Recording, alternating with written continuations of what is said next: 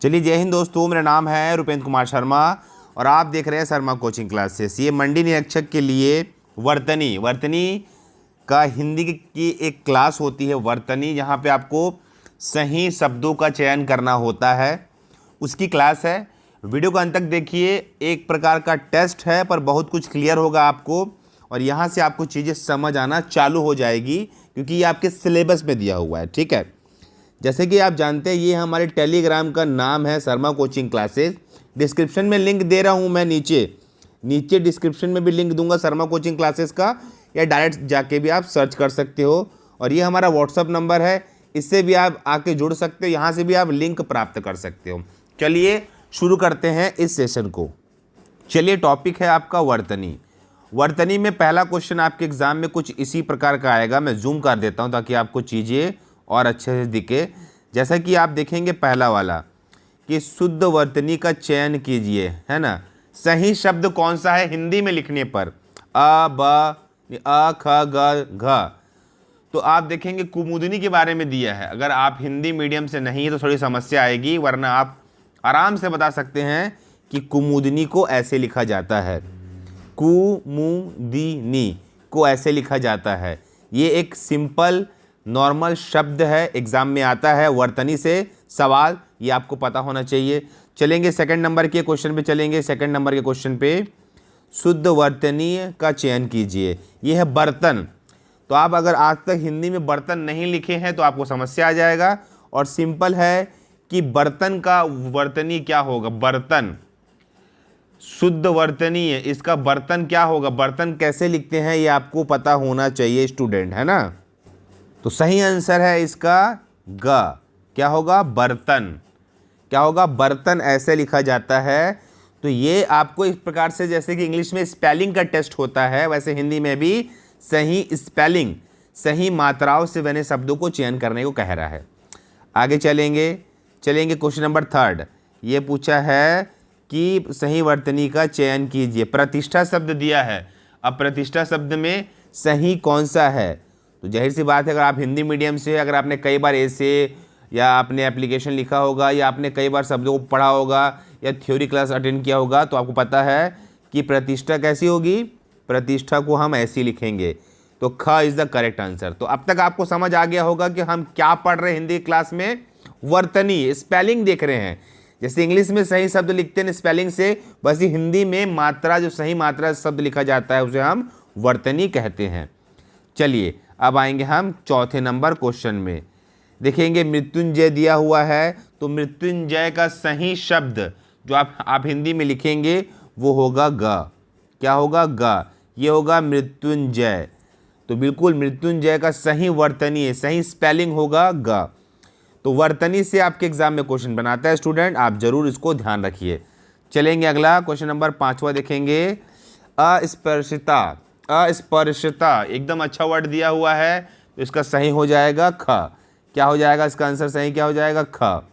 ख is the correct answer, अस्पर्शिता।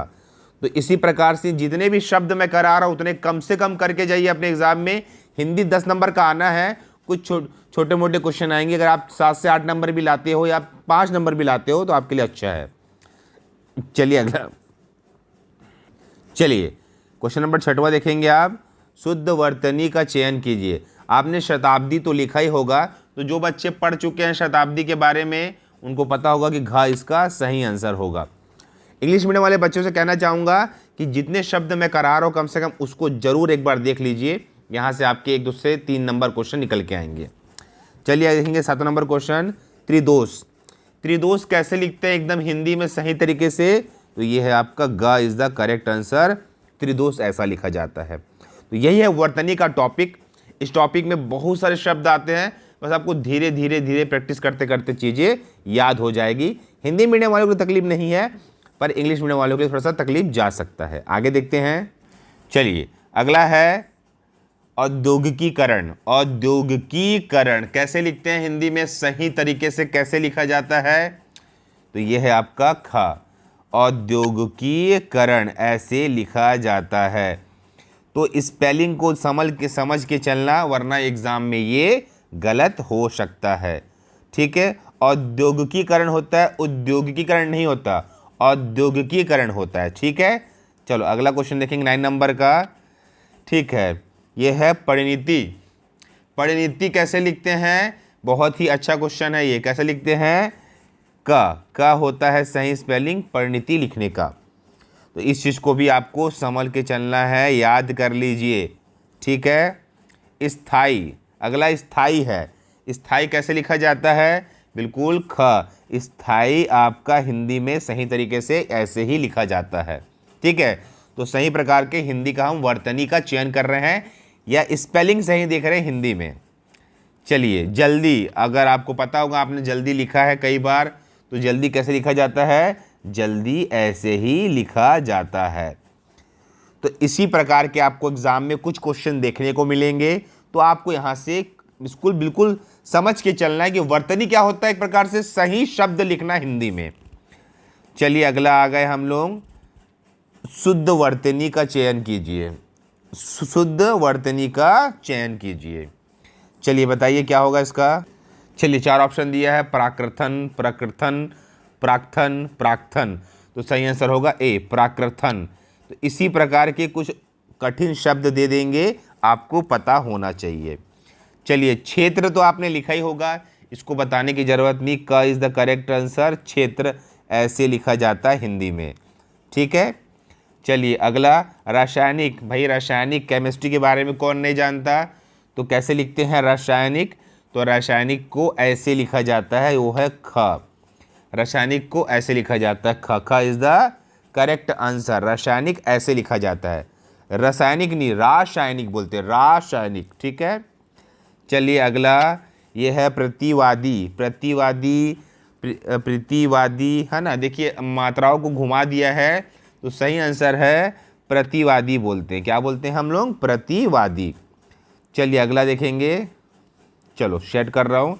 Same यही बोला है, एक निर्देश देगा, निम्नलिखित में से वाक्यों में चिन्हित शब्दों का शुद्ध रूप लिखिए। शुद्ध रूप लिखिए या वर्तनी लिखिए। चलिए पहला अगर आप देखेंगे कि मदर टेरेसा का जीवन रोगियों के सेवा सुश्रास के लिए समर्पित था। समझना इस चीज़ को, है ना, तो सही हो जाएगा घ। तो इसी प्रकार के कुछ टफ शब्द आएंगे, आपको पता होना चाहिए। जैसे कि ये है 17 नंबर, गायन का भंडार अथाह होता है।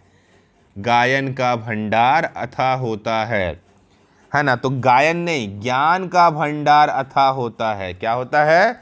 ज्ञान का भंडार अथाह होता है। ठीक है, अगला विज्ञान की देन है कि विश्लेषण, है ना, समझना, निर्वया कृतकता तथा तटस्थता है। निर्वया कृतकता, तो सही आंसर इसका है ख, निवया कृतकता। देखिए एकदम हिंदी कठिन होता है ना, एक भी मात्रा यहाँ से वहाँ गया आपका आंसर रॉन्ग हो जाएगा। चलिए इसको देखिए, देखते समझ आता कि नहीं आता है। रोगी में उत्कट जी जीविसा थी। जी जीविसा थी, उत्कट जी जीविसा थी। तो जी जीविसा कैसे लिखते हैं? जी जीविसा ऐसे लिखा जाता है।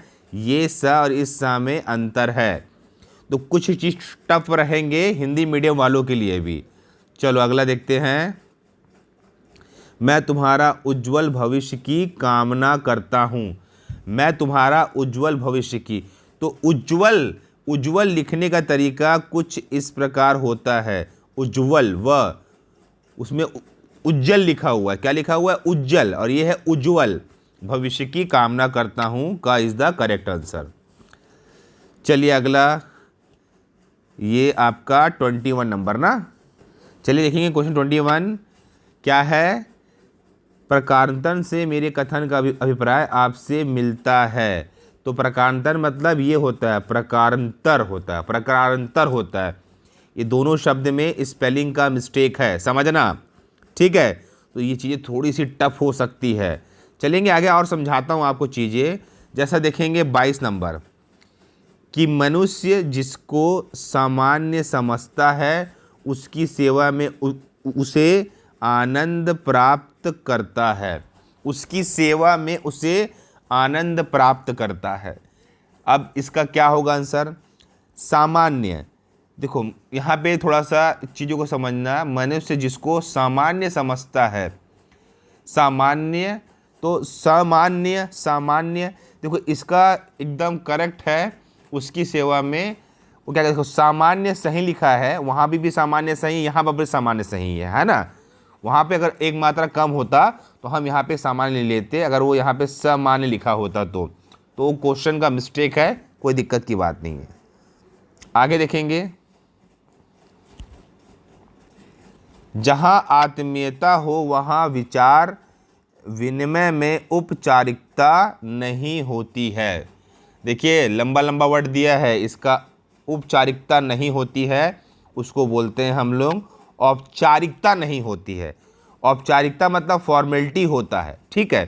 तो ऐसे आपको भी लाइन से भी वर्तनी पकड़ना पड़ेगा, चाहे आप हिंदी मीडियम वाले हो या इंग्लिश मीडियम वाले हो। चलिए एक और देखते हैं, दिन रात अध्ययन करके वह प्रथम श्रेणी प्राप्त ना कर सका। ये आपका शब्द दिया हुआ है, अब इस समझना, अध्ययन, दिन रात अध्ययन करके वह प्रथम श्रेणी प्राप्त ना कर सका, तो क्या होगा इसका सही आंसर, क्या होगा, अध्ययन ही होगा ना, अध्ययन ही होगा। अध्ययन शब्द यहाँ पे लिखा हुआ है, वो अध्ययन ही होगा इसका आंसर, ठीक है। अगला देखेंगे कि दिनकर राष्ट्रीय भावधारा के ओजस्वी कवियों में से अग्रणीय थे। अब यहाँ पे ये गलत लिखा हुआ है, अग्रणीय, इसका सही आंसर होगा ये, क्या होगा, अग्रणीय, अग्रणीय थे, क्या थे, अग्रणीय थे, क्या थे, अग्रणीय थे। तो ये चीज़ें थोड़ा समझना, हल्का सा टफ हो सकता है आपके लिए, पर यही मेन है वर्तनी का चैप्टर, जहाँ पे स्पेलिंग को चेक करना है, आपको बताना है सही क्या है और गलत क्या है, ठीक है। तो इस वीडियो में इतना ही। अगर आप हमारे टेलीग्राम से ज्वाइन नहीं किए हैं तो ज़रूर ज्वाइन कर लीजिए, आप लोगों के लिए अच्छा है, टेलीग्राम को ज्वाइन कीजिए, यहाँ से आपको बहुत कुछ मिलेगा।